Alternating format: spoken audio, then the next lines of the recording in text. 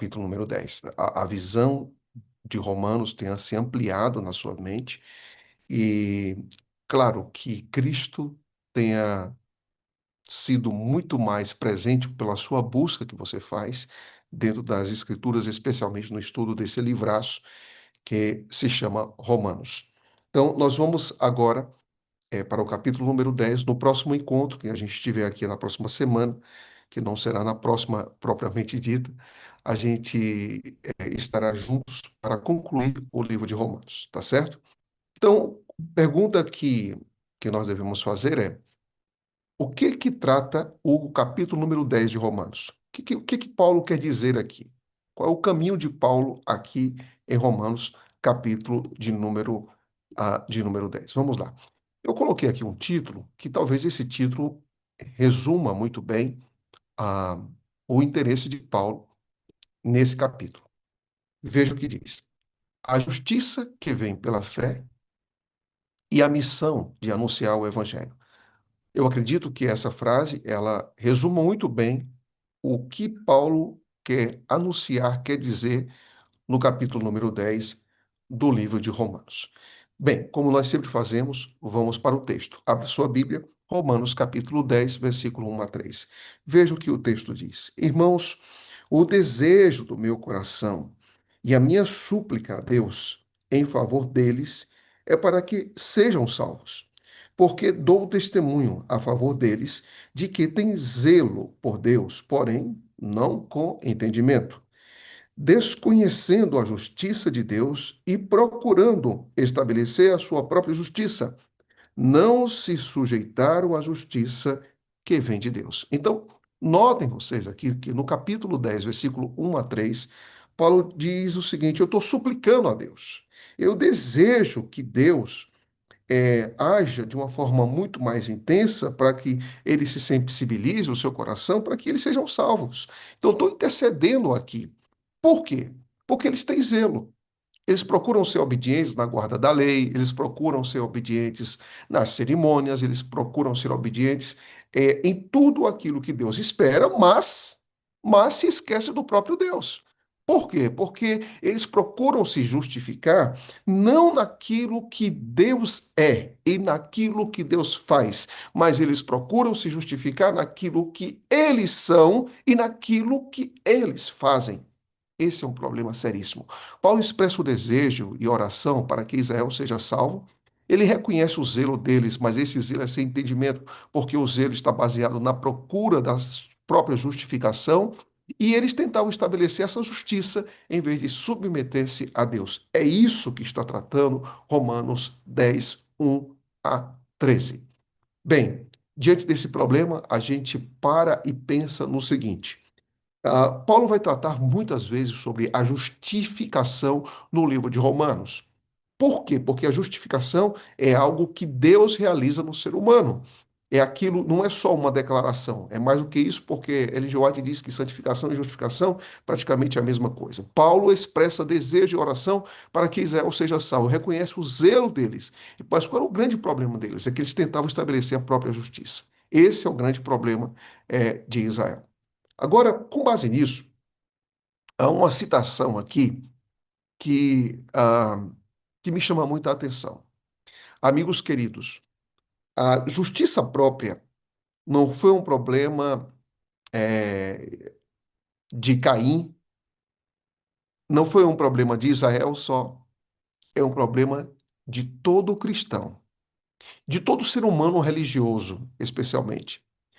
Há uma tendência no nosso coração de buscar algum desempenho para sermos aceitos por Deus.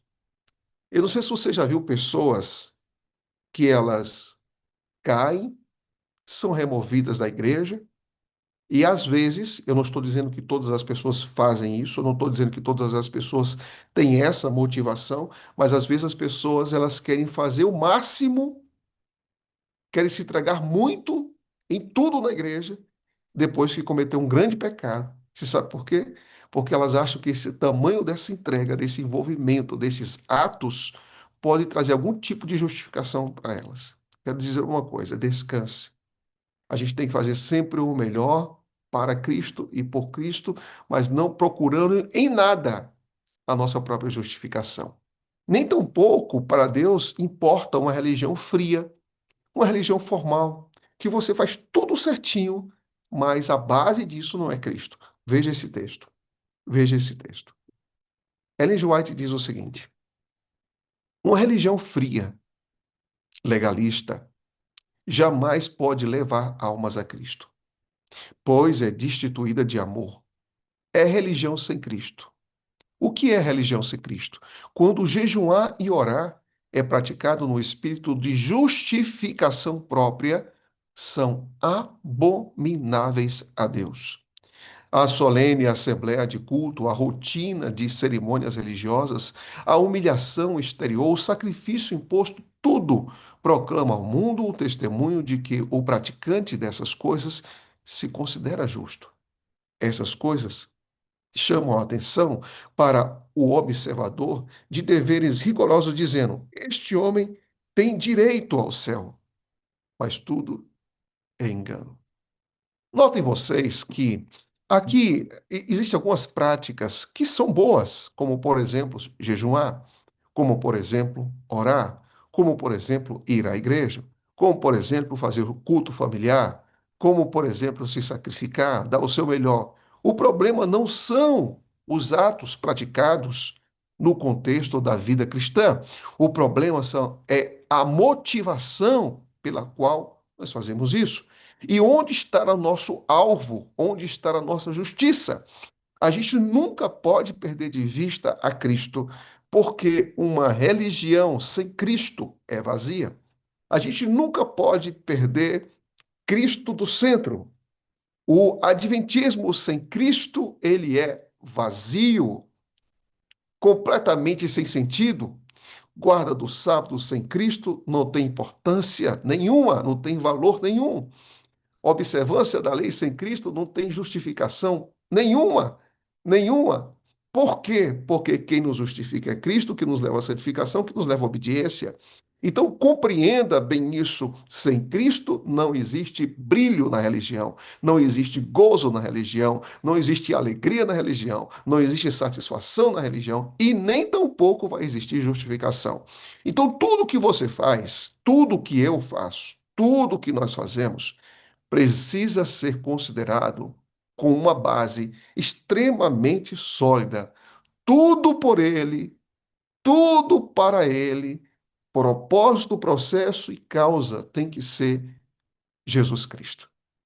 E quanto mais você viver tendo como motivação, no exercício da sua fé, a pessoa de Cristo, você não viverá uma vida cristã frustrada, porque quanto mais você colocar Cristo no centro, você vai caindo no próprio esquecimento e vai percebendo que toda a sua suficiência para se tornar um homem ou uma mulher de Deus vem completa e absolutamente de uma pessoa, e essa pessoa é a pessoa de Jesus Cristo. Continuando. O versículo 4, de maneira específica, nos chama a atenção quando Paulo diz assim: porque o fim da lei é Cristo, para a justiça de todo aquele que crê. Só nos primeiros 4 versos, Paulo já citou aqui 3 vezes a palavra, 4 vezes a palavra justiça. Ele diz que a justiça de Deus, depois ele fala da justiça própria, depois ele fala da justiça que vem de Deus, e agora ele está dizendo que a justiça, que é Cristo. Veja esse resumo aqui. O que significa que Cristo é o fim da lei? Ele é telos. Esse telos quer dizer que o fim da lei é Cristo. Porque a lei vai dizer, você está adulterando, qual é a solução para o seu problema? Quem é que vai te deixar puro? Quem é que vai te deixar fiel à sua esposa? É Cristo. Ele tem, é como se fosse a doença é apresentada pela lei, mas a Bíblia diz que a lei também nos aponta a Cristo, porque você fica sem direção, sem solução. Então, o propósito da lei.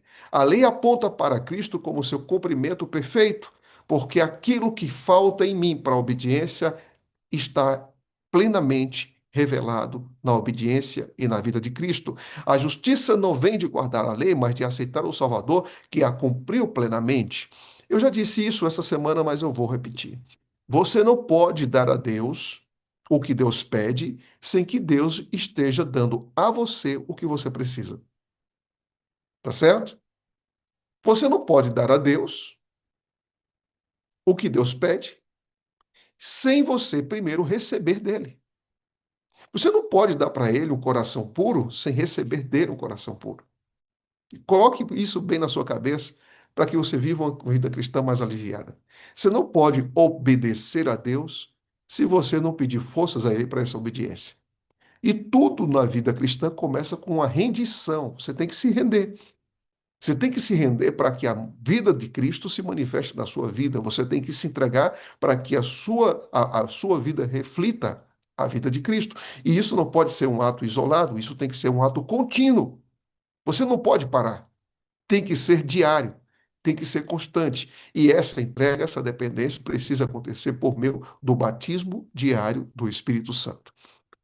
Pois bem, continuando essa exposição, vamos para os versículos 5 a 8. Veja o que Paulo diz. Paulo diz assim: Ora, Moisés escreve assim a justiça que procede da lei. Aquele que observar os seus preceitos, por eles viverá. Mas a justiça que procede da fé afirma o seguinte: ele coloca o seguinte, ele diz o seguinte, que essa descrição de Moisés, ele está fazendo uma descrição, não está colocando aqui como sendo um princípio. Mas a justiça que procede da fé afirma o seguinte: não pergunte em seu coração quem subirá ao céu, isto é, trazer a Cristo lá do alto. Impressionante, só um detalhe aqui. Quantas vezes Paulo recorre à palavra Cristo nesse capítulo número 10? Quantas vezes? Se você puder, vá marcando aí. Ele já falou logo ali no versículo de número 4, ele agora vai falar novamente no versículo de número 6. Isso é impressionante. Ou quem descerá ao abismo, isto é, para levantar a Cristo dentre os mortos. Mais uma vez. Porém, o que se diz é: a palavra está perto de você, na sua boca, no seu coração. Isto é, a palavra da fé que pregamos. Bem, Paulo aqui está dizendo algumas coisas interessantes. Ele começa a dizer agora que existe uma forma de você encontrar a justificação. E essa forma que é para encontrar justificação,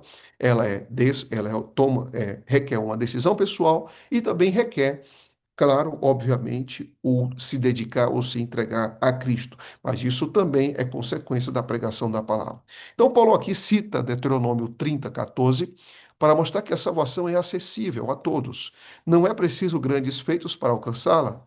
Por quê? Porque Cristo já fez. Deus removeu barreiras para que todos possam crer e também nós devemos pensar que é um convite para uma decisão pessoal. Agora, a pergunta que fica é se eu devo crer, pergunta como eu posso crer. Romanos capítulo 10, versículo 9, você confessar Jesus como seu Salvador em seu coração e crer que Deus o ressuscitou dentre os mortos, você será salvo. Porque com o coração se crê para a justiça e com a boca se confessa para a salvação. Novamente, Paulo fala aqui agora e aponta, ele vai aumentando a beleza de Cristo, evidenciando a pessoa de Cristo.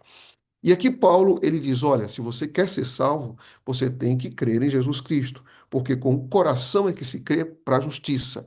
Ou seja, essa justiça que nos deixa semelhantes a Cristo, que nos deixa perdoados, que nos deixa livres do pecado, ela só pode acontecer se Cristo for aceito em nosso coração. Então, pense nisso. Primeiro, duas condições do nosso para nós crermos. Primeiro, crer no coração e confessar. Então, Paulo está dizendo que aquilo que acontece internamente, que é o crer, precisa se exteriorizar com a confissão. Crer é entrega, é confiança. E confessar é testemunho público. A fé genuína leva ao batismo e ao testemunho ativo. Confissão inclui viver de forma coerente. Por quê? Porque aquilo que Cristo faz internamente se exterioriza em sua própria vida. Então, crer e confessar são duas coisas inseparáveis. Bem, existe um pensamento no livro Testemunhos Seletos, página 339, que me chama muita atenção sobre a importância de confessar e também não confessar a Cristo. Ellen G. White diz: por nossas palavras, podemos confessar que Cristo não está em nós. Quanto ao nosso caráter, podemos negá-lo por amor da comunidade. Quando é que Cristo é negado?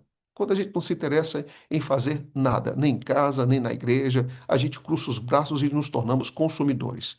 Segundo, esquivando nos deveres e responsabilidades da vida que devem recair sobre outros, pessoas preguiçosas, pessoas que não têm compromisso com nada. Se nós não os assumirmos e amando os prazeres pecaminosos. Podemos também, pessoas que passam horas em redes sociais, pessoas que passam horas jogando esses joguinhos aí que muitas vezes não contribuem para o seu intelecto, nem tampouco para a sua vida espiritual, entretenimentos vazios. Podemos também negar a Cristo pelo orgulho no vestuário e conformidade com o mundo, por uma conduta descortês. Ou seja, crente não pode ser mal-educado, não pode ser grosso, não pode ser estúpido, não pode estar levantando sua voz, não pode ser temperamental. Ela diz que é assim uma forma de você não confessar a Cristo. Podemos negá-lo pelo amor às nossas próprias opiniões, a pessoas que são apaixonadas por sua própria voz, pessoas que são apaixonadas pelos seus próprios desejos, ou pessoas que se sensibilizam por qualquer coisa, porque querem que suas opiniões prevaleçam na comissão de igreja, que querem que sua opinião prevaleça diante das decisões da sua própria família. Ou seja, são pessoas de opiniões extremamente fortes e elas são extremamente feridas quando as suas opiniões não prevalecem, buscando sustentar e justificar o próprio eu. Também o podemos negar, negar, permitindo a mente girar em torno do sentimentalismo amoroso e demorando os pensamentos sobre nossa suposta dura sorte ou nossas provações. Negamos a Cristo quando nós só pensamos também no nosso próprio sofrimento. Isso é forte, né? Muito forte, né? Quando a gente pensa demais no nosso próprio sofrimento, nós podemos até negar a Cristo. Uma coisa muito forte. Então, quando nós pensamos em Cristo, nós pensamos o seguinte: eu quero crer, quero confessar, Senhor, a vida dura, a vida difícil. Quando eu penso nessa citação, eu posso fazer um resumo. Sabe qual é o resumo? Aconteça o que acontecer na sua vida, você não é o centro. Eu não sou o centro. Nós não somos o centro. Fuja de si mesmo para que Cristo viva em você. Fuja de si mesmo. A gente vive hoje em uma sociedade que 24 horas é pensando em si. E isso está contaminando o próprio cristianismo. Isso contamina, inclusive, os púlpitos hoje. Os púlpitos que muitas vezes o compromisso dos pregadores é com o eu, não é com a palavra. É com o ego, não é com Cristo. E é por isso que muitos são aplaudidos, porque falam mais para o ego do que para a necessidade do eu. E a nossa maior necessidade do eu é uma vida centrada em Jesus Cristo. Você crê nisso? Fuja de si mesmo, para que você encontre as riquezas de Cristo. Pare de falar de si mesmo, para que você tenha, que as pessoas vejam mais você falando de Cristo. Pare de se promover a si mesmo, para que na sua vida você possa promover mais a Cristo. Bem, isso é confissão. Próximo texto, veja o que diz 11 e 13. 11 e 13 diz o seguinte: capítulo 11 a 13. Pois a Escritura diz: todo aquele que nele crê não será envergonhado. Porque não há distinção entre judeu e grego, uma vez que o mesmo é o Senhor de todos, rico para com todos os que o invocam. Porque todo aquele que invocar o nome do Senhor será salvo. Então, aqui, Paulo, agora, está falando da abrangência, do alcance da salvação. A salvação não é restrita a um povo, ela é estendida a todas as pessoas da face da terra. Por isso que Paulo aqui, ele usa gentios e judeus, como dizendo, o mundo está dividido nisso aqui, então, ok, o alcance é para todos. Então, Paulo diz assim, não há distinção. Segundo, todo aquele que invocar será salvo. E terceiro, a base para a missão mundial e para as três mensagens angélicas, que é a salvação, que é para todos, mas deve ser aceita individualmente. Quando ele diz: todo aquele que invocar o nome do Senhor. É, agora, Paulo, ele expande, notem que ele começou com o princípio da justificação pela fé. Não a justiça própria, mas a justiça que vem de Cristo. Mas como as pessoas irão encontrar isso? Como as pessoas irão experimentar isso? Paulo então diz que existe um meio para que as pessoas acreditem. Que meio é esse? Abra sua Bíblia, vamos para Romanos 14 a 17. Como, porém, invocarão aquele em que não creram? E como crerão naquele de quem nada ouviram? E como ouvirão se não há quem pregue? E como pregarão se não forem enviados? Como está escrito: conformosos são os pés dos que anunciam coisas boas, mas nem todos obedeceram ao evangelho. Pois Isaías diz: Senhor, quem creu em nossa pregação? Versículo 17. E assim a fé vem pelo ouvir e ouvir pela palavra de Cristo. Então, Paulo aqui agora está dizendo o seguinte: existe um meio para você crer. E o meio para você crer é por meio da pregação. E para pregar tem que ser enviados. Quem é enviados? Todos. Todos são enviados. Paulo constrói uma sequência lógica. Para crer é preciso ouvir, para ouvir é preciso que alguém pregue, para pregar é preciso ser enviado. A fé vem pelo ouvir e ouvir a palavra. E é interessante que eu quero que você, agora, se você tiver aqui um marca-texto nas suas mãos, eu quero que você abra aí o versículo 17, tá? 10, 17, e leia comigo um detalhezinho que Paulo aqui vai apresentar, que se você ler a Bíblia correndo, você não vai ver esse detalhe. Eu vou ler novamente o versículo número 17. Diz assim: E assim a fé vem pelo ouvir, e o ouvir pela palavra de quem? Palavra de quem? O que é que diz a sua Bíblia aí? Palavra de Cristo. Bem, se Paulo está dizendo aqui palavra de Cristo, Paulo está dizendo mais ou menos o seguinte: olha, toda a pregação, não importa a pregação que você faça, precisa chegar a Cristo. Irmãos, não existe pregação de vestuário. Não existe pregação de vestuário. O que existe é pregação que aponta para Cristo e que Cristo nos ensina a ter um estilo de vida melhor com aquilo que a gente come, com aquilo que a gente bebe, com aquilo que a gente veste. Entendeu agora? Tudo tem que ser por causa de Cristo. Não existe pregação sobre dízimo. O que existe pregação é sobre Cristo, que nos ensina a ser fiel nos dízimos e nas ofertas.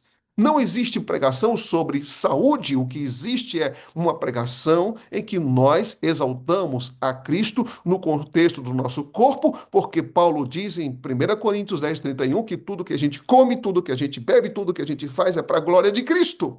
Então, isso quer dizer que a nossa pregação, não existe pregação escatológica sem Cristo, não existe pregação de forma nenhuma, nem estilo de vida, nem sobre a obediência, nem sobre sábado, nada, nada que não tenha que exaltar a Cristo. E Cristo não pode ser um apêndice, você não pode falar tanto, tanto, tanto, tanto, e lá no finalzinho, e Cristo disse isso. Não, não, não. Os nossos púlpitos, os nossos sermões, os nossos seminários, e também os nossos estudos bíblicos têm que ter como centro Cristo. Não é tudo que a gente fala que leva a Cristo, mas é como se eu estivesse falando sobre um tema e trouxesse Cristo. Não. É que Cristo é dele que eu falo. E tudo que está ao redor eu trago para ele. Porque ele é o centro. Paulo diz a pregação de Cristo. Nossos púlpitos têm que ser cristocêntricos. Vai falar de família? Vai falar de casamento? Primeiro é Cristo, traga o casamento para dentro. Vai falar de santuário? Primeiro Cristo, traga o Cristo, o santuário para o contexto da pessoa de Cristo. Por isso que Paulo diz a palavra de Cristo.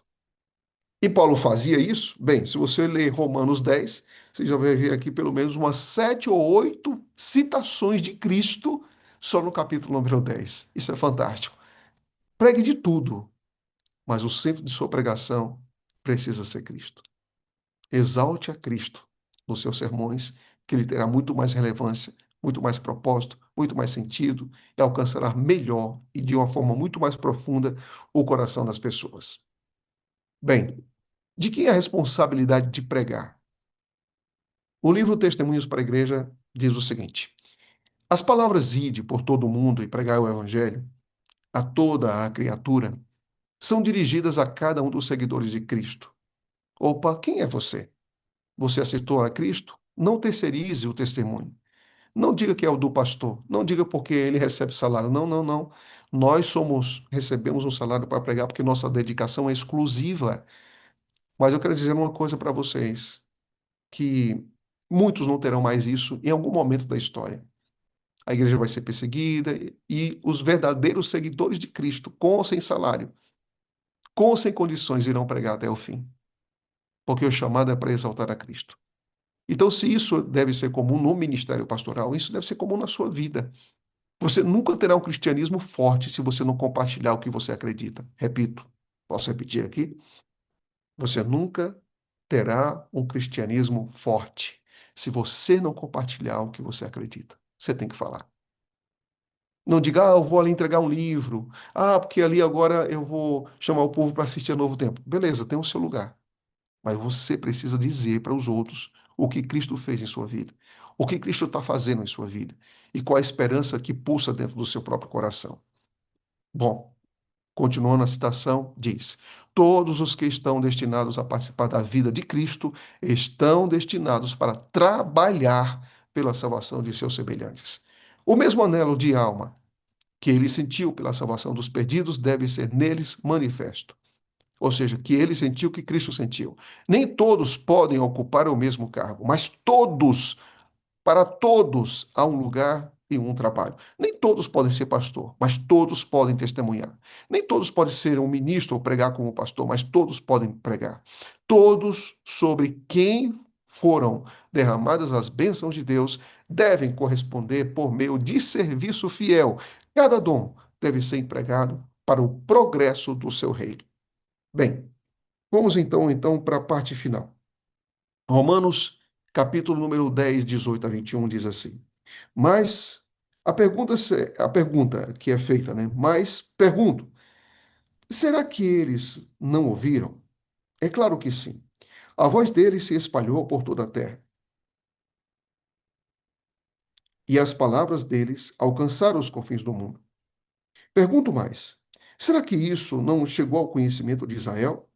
Moisés já dizia: Eu farei com que vocês fiquem com ciúmes de um povo que não é nação. Por meio de gente insensata, eu os provocarei a ira. E Isaías é tão ousado que diz: Fui achado pelos que não me procuravam, revelei-me aos que não perguntavam por mim. Quanto a Israel, porém, diz: Todo o dia estendi as mãos a um povo desobediente e rebelde. Então, o que Paulo está dizendo aqui? Bem, é que existe sempre dois tipos de classes: aqueles que aceitam e aqueles que rejeitam. Então, Paulo aqui, ele recorre novamente a Moisés. Lembre-se que no capítulo número 10, Paulo está usando aqui dois homens de Deus, Isaías e Moisés. Um para dizer o seguinte: o que a lei estava apontando, aquilo que Deus estava fazendo, porque mesmo é, fora de Israel, Deus estava agindo. Deus estava agindo em cada milagre de pessoas que estavam aceitando a Ele desde a época de Moisés. Deus estava agindo também com milagres na vida de pessoas que eram gentias, como a gente vê no capítulo, se eu não me engano, 10 de Atos, quando você vê a experiência de Cornélio, quando você vê a mulher cananeia, que conta a experiência dos cachorrinhos. Ou seja, existem pessoas, Paulo está dizendo, que lá fora estão correspondendo ao evangelho mais do que aqueles que estão dentro. Então, é como se Paulo dizendo que Israel está descansando na religiosidade e perdendo a essência do evangelho, quando os gentios estão aceitando o evangelho. E isso estava provocando até ciúmes. Por quê? Porque não é o pedigree, não é uma questão sanguínea que nos define povo de Deus. O que nos define povo de Deus é aceitar a Cristo como Salvador pessoal, como crer na sua palavra, como confessar o seu nome e, a partir disso, viver a vida que ele espera de nós. Israel teve oportunidade, mas muitos rejeitaram. Deus ainda estende sua mão ao povo rebelde. Rejeitar a verdade hoje traz risco de endurecimento espiritual e Deus é paciente, mas há um limite para a oportunidade. Eu concluo com esse pensamento. Deus concede aos homens oportunidades para se tornarem um com Cristo. Esse é o propósito do Evangelho. E um com Ele. Os que andam no temor do Senhor, meditando em seu caráter, tornar-se-ão diariamente mais e mais semelhantes a Cristo. Os que resolvem não conhecer a Deus serão arrogantes e jactanciosos. Ou seja, o que nós podemos encontrar nesse livro, Este Dia com Deus, página 32? É quem está em Cristo vai se parecer mais com Ele. Quem não está em Cristo vai se parecer mais consigo mesmo. Isso é o que Paulo está dizendo, em suma, no capítulo 10 de Romanos. Hoje, sexta-feira, mais um dia que nós temos aqui diante de nós, dia 8 de agosto, é um dia de dizer o seguinte: Deus, eu aceito. Deus, eu aceito. Eu aceito tua palavra. Eu aceito tua revelação. Eu aceito teus braços abertos e corro em sua direção também com os braços abertos. Eu sei que eu posso ser diferente. Eu sei que eu posso ser semelhante a Cristo. Ó Deus, por favor, que a minha vida seja menos do eu e mais de Cristo. Que a minha vida seja menos do ego e mais do meu Salvador. Que precioso Salvador. Que capítulo cristocêntrico é esse? Resumindo, Paulo diz: eles eram ignorantes, porque procuravam justificação nas obras. Esqueceram da justiça de Deus. A justiça de Deus vem com Cristo. E para que eu aceite a justiça de Cristo, eu preciso crer. E quando eu aceito, eu confesso. Mas para crer, eu preciso ouvir, porque é pela fé, é pela pregação que eu desenvolvo a fé. E quando eu aceito a Cristo, eu posso nunca, nunca, nunca, eu posso não ser de gerações de adventistas. Eu posso nunca ter ido à igreja, mas sou sou tão aceito, como se eu tivesse uma conexão com Deus por toda a minha vida. É essa aceitação que o Romanos, capítulo número 10, aponta para nós. Que livraço, irmãos! Que livraço é esse de Romanos? E Paulo, aqui nesse livro, nesse capítulo número 10, quase 8 vezes ele fala: é Cristo! É Cristo! A pregação é Cristo! A crer em Cristo! A confissão a Cristo! O testemunho por causa de Cristo! E o envio também por causa dele. Deus o abençoe. Feliz dia da preparação e a gente se vê em breve. Que Cristo seja o centro. Fuja de si mesmo e viva mais para Ele. Você crê nisso? Levante sua mão e diga: eu creio, pastor, eu creio. Eu creio, pastor, nisso. Mais de Cristo, menos de si mesmo. Feche os olhos, vamos orar. Bom Deus, obrigado pelo dia. Que tua graça que cobre toda a terra também possa alcançar o nosso coração nessa manhã. Que qualquer coisa que nos atrapalhe, que qualquer coisa, Senhor, que nos torne reféns, seja arrancada da nossa vida, Senhor, para que a gente viva a vida que o Senhor nos oferece. É verdade que Isaías fez essa pergunta: quem creu em nossa pregação? Há aqueles que creem e aqueles que não creem. Mas essa manhã nós estamos aqui porque acreditamos que Cristo seja a beleza diante dos nossos olhos. Que Cristo seja a vida que a gente tanto quer viver. Que Cristo seja o centro de uma justificação que não é própria, mas a justificação que vem de Deus. Nos dê um bom dia hoje. Que Romanos 10 seja um capítulo de mais reflexão, de mais estudo por nossa parte. Em nome de Jesus. Amém. Um abraço, gente. Um ótimo dia e até o próximo capítulo. Deus abençoe a todos. Amém. Obrigado, meu pastor. Deus seja louvado pelo conteúdo desse livro e desse capítulo, né? Porque a gente vê assim coisas muito interessantes. Inclusive, o senhor falando, eu estava pensando, né? Paulo, ele fala sobre vários assuntos, mas parece que é um cuidado dele não esquecer de ligar esses assuntos à pessoa de Cristo, né?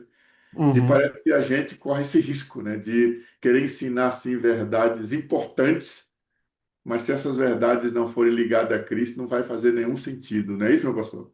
exatamente. E uma coisa que me chama muito a atenção é como a cristologia de Paulo, ela permeia praticamente tudo que Paulo diz, mas não é só isso.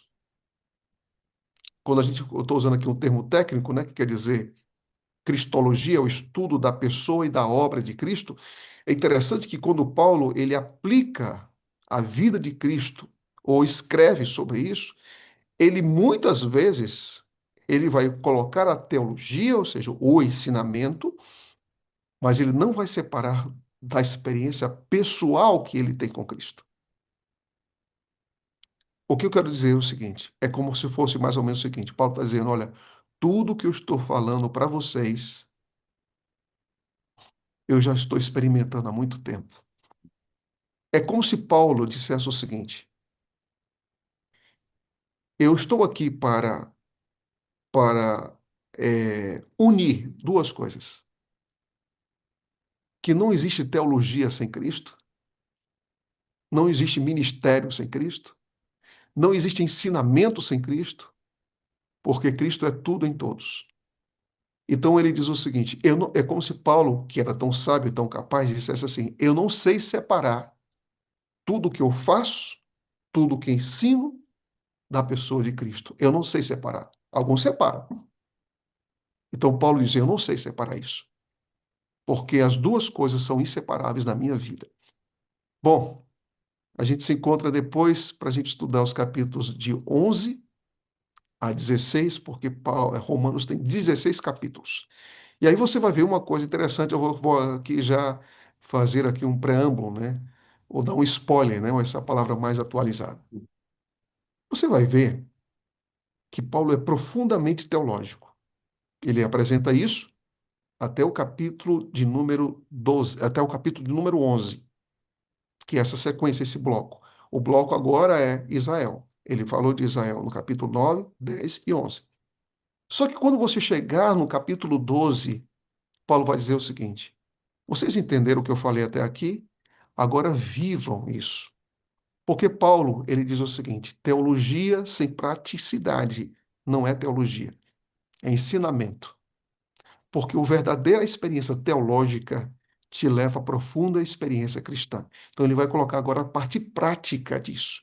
É por isso que Romanos, capítulo 12, vai começar. Rogo-vos, pois, irmãos, que pelas misericórdias de Deus, que apresentem os vossos corpos por sacrifício vivo, santo, a Deus, que é o vosso culto racional, que não vos conformeis com este século. Ele está dizendo agora, vamos ver o efeito disso na vida, na vida. Eu Amém. concluo aqui, amigos, porque senão eu vou fazer um outro sermão, né? Eu concluo aqui dizendo o seguinte: o que Paulo está querendo dizer, entre outras coisas, o maior argumento do cristianismo é você encontrar verdadeiramente Cristo em sua vida e viver independentemente das circunstâncias.